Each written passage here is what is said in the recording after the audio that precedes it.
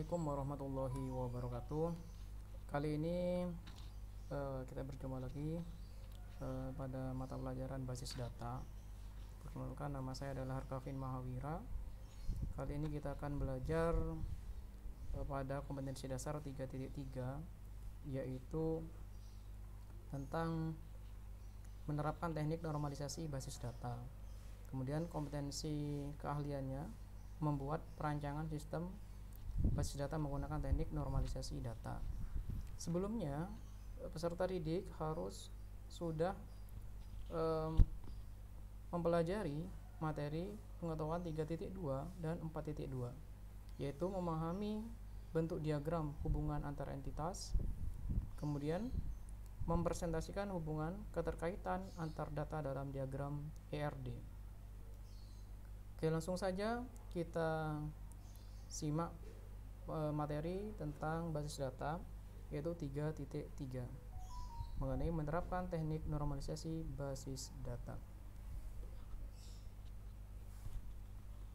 Oke. Di sini pada poin ini kita akan membahas pertama kali, yaitu tentang kompetensi pengetahuan, yaitu tentang menerapkan teknik normalisasi basis data. Pengertian normalisasi adalah proses pengorganisasian atribut dan tabel dari relational database untuk meminimalkan redundansi. Dari pengertian normalisasi ini berfungsi untuk membantu dalam menangani penyisipan, pembaruan, dan penghapusan anomali, memastikan kinerja database yang lebih baik.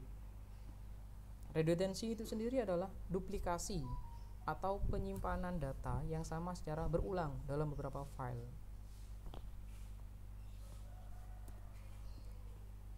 Normalisasi pertama pada materi Database Foundation section 3.3 Oracle Database, yaitu menyatakan all attributes must be single valued for each occurrence of the entity. Semua atribut harus be single valued, yaitu mempunyai nilai single atau satu nilai pada setiap kejadian semua entitasnya. Jadi pada setiap entitasnya itu harus mempunyai nilai yang single, jadi tidak multiple, nilainya tidak multiple. Bagaimana maksudnya? Jadi tidak multiple value.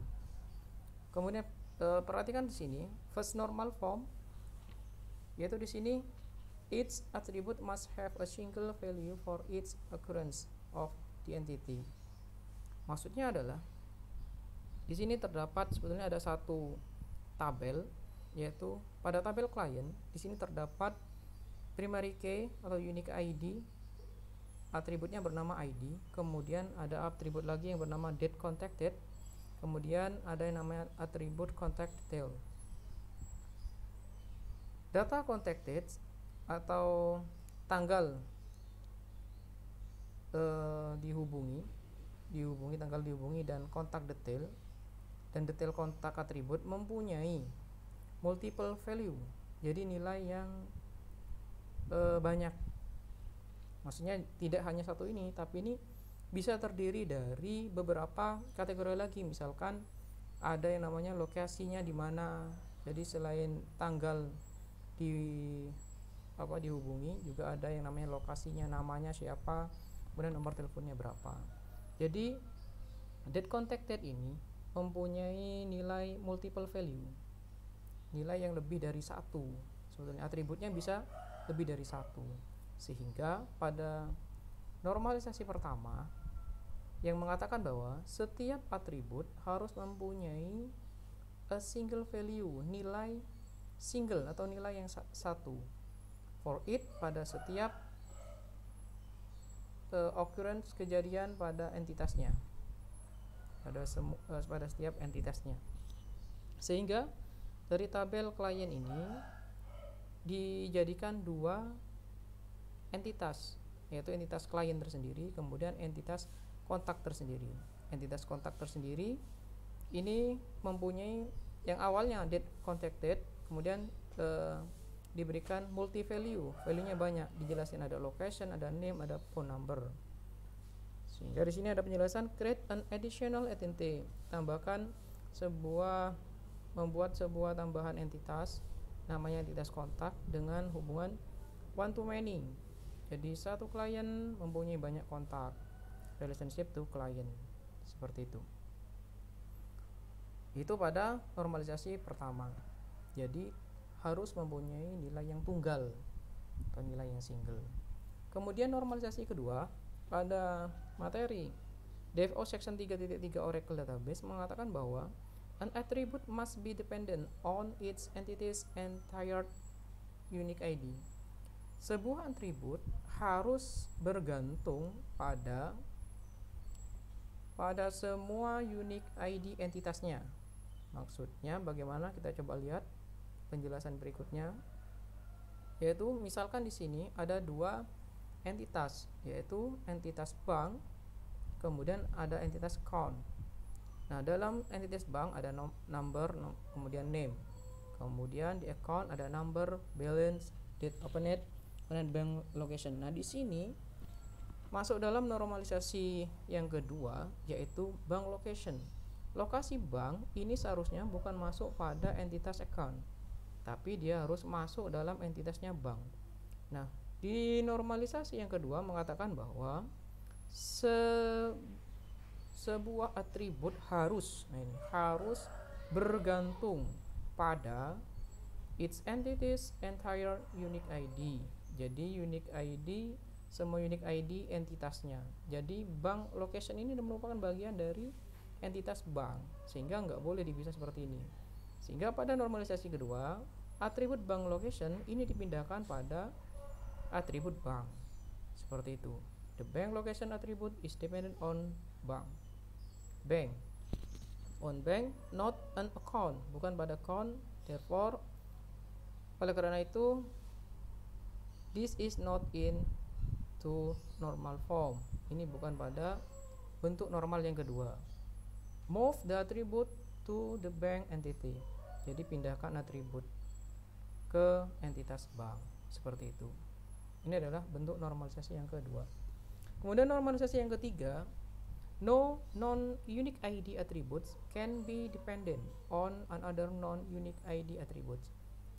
DFO section 3.3 Oracle Database, yang artinya adalah tidak ada no non-unique ID, unique ID bukan unique ID, atribut bukan unique ID dapat bergantung pada another non-unique ID attribute, dapat bergantung pada atribut bukan unique ID lainnya. Jadi tidak ada, artinya itu tidak ada non-unique ID. Jadi atribut yang bukan unik itu tergantung pada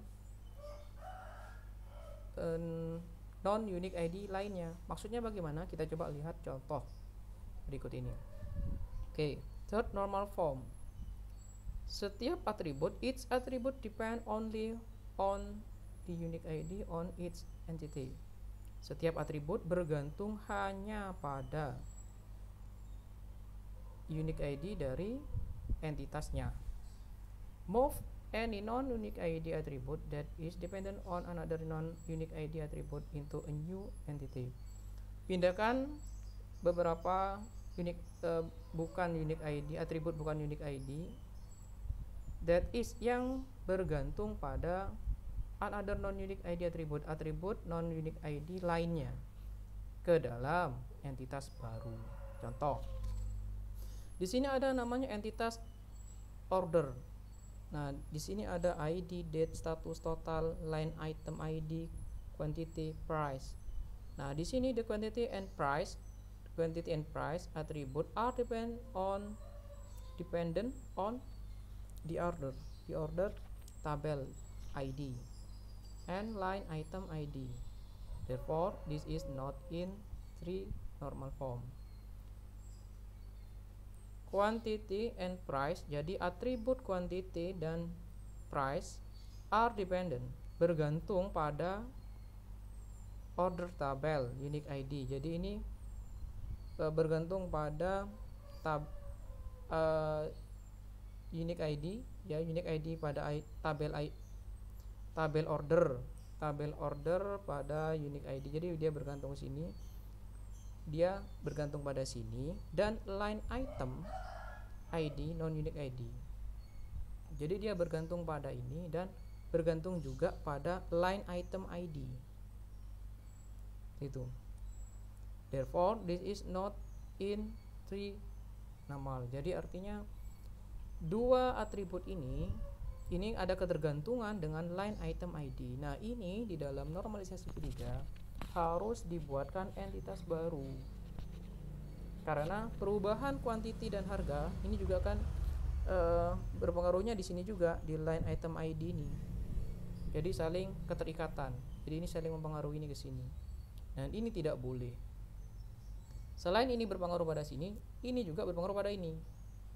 Seperti itu. Oke. Kita sehingga akhirnya create a new order item entity. Jadi tambahkan sebuah item order entitas item, tambahkan sebuah entitas baru, itu order item namanya.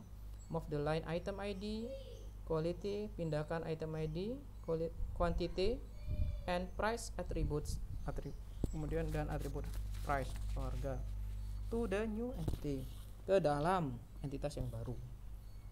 And then create an identifying relationship, dan kemudian buatlah sebuah hubungan identifying. Jadi awalnya dalam satu entitas ini kemudian dibagi menjadi dua, yaitu entitas order kemudian entitas order item, seperti ini. Ini masuk dalam third normal form normalisasi yang ketiga. Oke.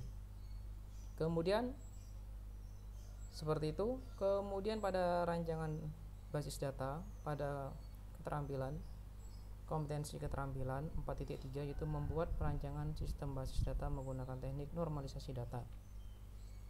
Jadi kita coba review kembali. Pada normalisasi pertama itu menyebutkan bahwa all attribute must be single valued for each occurrence of the entity. Jadi semua atribut harus be single value, mempunyai nilai yang tunggal pada setiap entitasnya, pada setiap kejadian pada entitasnya. Jadi semuanya harus mempunyai nilai yang tunggal. Di sini sudah dijelaskan. Nah, seperti ini. ID dia bernilai tunggal, kemudian date contacted ini dia bukan single value tapi multiple value. Maksudnya multiple value itu ini masih bisa dipecah lagi. Terdapat beberapa bagian lagi. Sehingga dipecahlah menjadi seperti ini. Ada location, name, phone number, dan lain sebagainya. Jadi ada detailnya lagi. Itu first normal form, bentuk normal yang pertama. Kemudian normalisasi yang kedua, an attribute must be dependent on its entity's entire unique ID. Sebuah atribut harus bergantung pada semua unique ID entitasnya. Jadi unique ID semua unique ID-nya, unique ID entitasnya. Kemudian seperti ini contohnya, bank, account. Jadi atribut bank location ini tidak tepat kalau berada pada entitas account, karena dia akan lebih tepat berada pada entitas bank, karena atribut bank location ini bagian dari entitas bank, bukan pada account. Seperti itu. Kemudian pada normalisasi yang ketiga, no non-unique ID attribute can be dependent on another non-unique ID attribute. Jadi tidak ada atribut non-unique ID dapat bergantung pada atribut non-unique ID lainnya. Contohnya seperti ini. Quantity price dia bergantung pada atribut line item ID. Nah, tidak boleh. Bergantung apa? Maksudnya bergantung ketika ini berubah, ini harus berubah juga nilainya. Seperti itu. Jadi saling mempengaruhi, sehingga harus dipisah seperti ini. Itu adalah 3 normalisasi yang harus dilakukan agar tidak terjadinya yang namanya redundancy. Seperti itu. Dalam prakteknya kita coba untuk mempelajari kompetensi keterampilannya pada 4.3. Rancangan basis data. 4.3 membuat perancangan sistem basis data menggunakan teknik normalisasi data. Oke, perhatikan tabel berikut. Terdapat tabel biodata pribadi di mana ada unique ID-nya, ID bio, nama siswa, ekstrakurikuler, kelas, nama orang tua, pekerjaan orang tua, penghasilan orang tua. Di sini misalkan ada pertanyaan, lakukanlah normalisasi database pada tabel di samping. Normalisasi pertama bagaimana? Ya tidak ada nilai yang multiple atau harus bernilai tunggal. Normalisasi yang kedua, atributnya harus sesuai dengan entitasnya. Jadi kemudian normalisasi yang ketiga, tidak ada non-unique ID yang bergantung pada non-unique ID lainnya. Oke, kalau kita lihat di sini ada beberapa yang harus kita normalkan. Di antaranya adalah ekstrakurikuler, kelas, nama orang tua, pekerjaan orang tua, penghasilan orang tua. Di manakah letak normalisasinya? Kita coba lihat di sini. Nah, ini jawabannya. Penyelesaian normalisasi yang pertama, ekstrakurikuler ini multi value harus dipisah karena ekstrakurikuler ini nilainya lebih dari satu nilai. Jadi memungkinkan nilainya lebih dari satu ekstrakurikuler. Jadi ada ekstrakurikuler volley, ekstrakurikuler basket, kemudian ekstrakurikuler sepak bola. Jadi ini multi value nantinya yang ekstrakurikuler ini. Kemudian kelas. Nah, kelas ini ketergantungan dengan entitas kelas. Jadi kelas di sini, atribut kelas di sini tidak sesuai ketika kita masukkan di entitas biodata pribadi. Jadi nantinya ini seharusnya dia masuk ke dalam entitas kelas. Seperti itu. Kemudian normalisasi yang ketiga yaitu non-ID saling tergantung, yaitu nama orang tua, pekerjaan orang tua, penghasilan orang tua. Nah, dua ini ketergantungan dengan nama orang tua, sehingga ini harus dipisah. Jadi nanti jadinya seperti ini. Ada biodata pribadi, ekstrakurikuler, kemudian kelas, kemudian wali murid.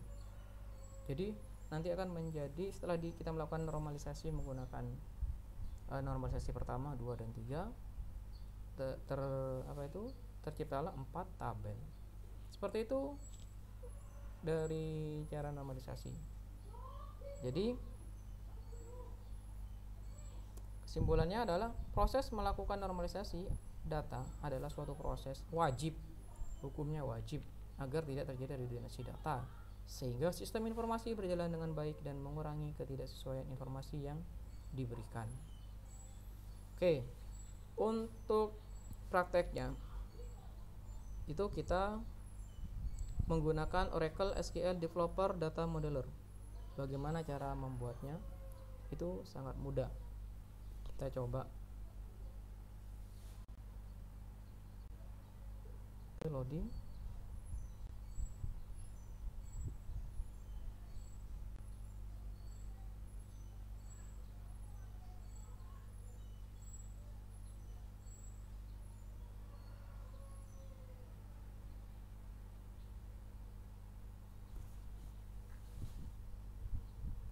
Oke, kita coba.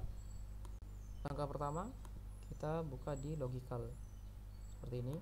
Kemudian kita tambahkan entitas. Misalkan kita ambil sampel untuk mengerjakan ini. Kita ambil satu buah sampel saja, biodata pribadi dan ekstrakurikuler, biodata pribadi dan entitas biodata pribadi dan ekstrakurikuler. Jadi kita buat entitasnya terlebih dahulu. Ini dengan cara mengklik ini, new entity, kemudian kita letakkan di sini. Kita klik di sini. Oke, kita kasih nama di sini biodata, namanya tadi pribadi, biodata pribadi. Kemudian atributnya ada apa saja? Di situ ada atribut ID, kemudian ada atribut nama siswa,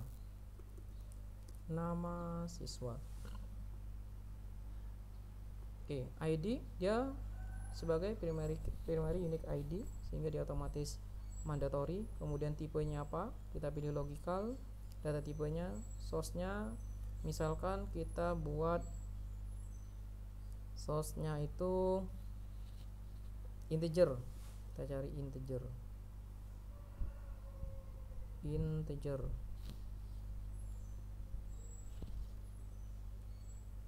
Oke. Kemudian nama siswa, data tipenya kita cari secara logikal, biasanya bertipe varchar. Oke, varchar, size-nya nama misalkan kita isi 100 misal seperti ini. Kemudian dia wajib diisi misalkan mandatory. Oke, kemudian di oke saja. Incomplete or unique ID never given data pribadi BTK. Oke. Unique ID-nya ini belum dicentang, harus mempunyai satu primary key. Tinggal di oke saja. Oke, sudah jadi satu tabel. Kemudian tabel berikutnya ekstrakurikuler. Ekstrakurikuler kita tambahkan entitas. Di sini, oke, kita kasih nama ekstrakurikuler. Kemudian atributnya ada apa saja? Di sini ada ID ekstra, kemudian nama ekstra. Ada ID ekstra. Misalkan tipenya kita buat integer. Kemudian dia sebagai primary key. Kita tambahkan lagi nama ekstra. Tipenya logical, kemudian source-nya bertipe varchar. Kemudian kita size-nya 100. Jadi mandatory, wajib diisi seperti ini. Kemudian kita tinggal klik oke. Nah, seperti ini. Oke, saya kasih contoh dua tabel. Kemudian bagaimana cara menghubungkan antara tabel bidata pribadi dan ekstra? Kita tinggal cari hubungannya. Setiap siswa mempunyai banyak ekstrakurikuler, misalkan one to many. Jadi ini kita klik, kemudian sini kita klik. Nama relasinya misalkan namanya adalah ekstra.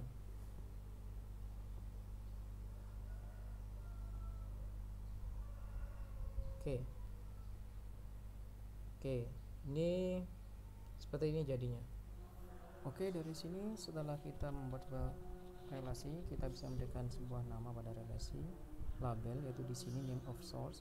Misalkan kita kasih nama di sini biota pribadi yaitu memiliki. Kemudian di sini dimiliki. Kemudian di oke saja, maka di sini. Jadi artinya satu siswa boleh memiliki satu atau lebih ekstrakurikuler. Sebaliknya, satu ekstrakurikuler wajib dimiliki satu atau hanya satu siswa, seperti itu. Kemudian setelah sudah dibuat seperti ini, kita coba konversi ke relasi model relasi dengan cara mengklik sini engineer. Kemudian kita pilih sini engineer. Nah, tampilannya seperti ini. Ini sudah tampilan relational model relasional. Seperti ini pembahasan kita pada materi 3.3 dan 4.3.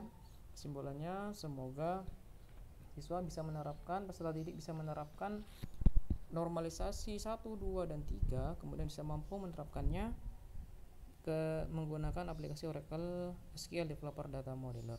Sekian dulu dari saya, terima kasih dan mohon maaf kurang lebihnya. Wassalamualaikum warahmatullahi wabarakatuh.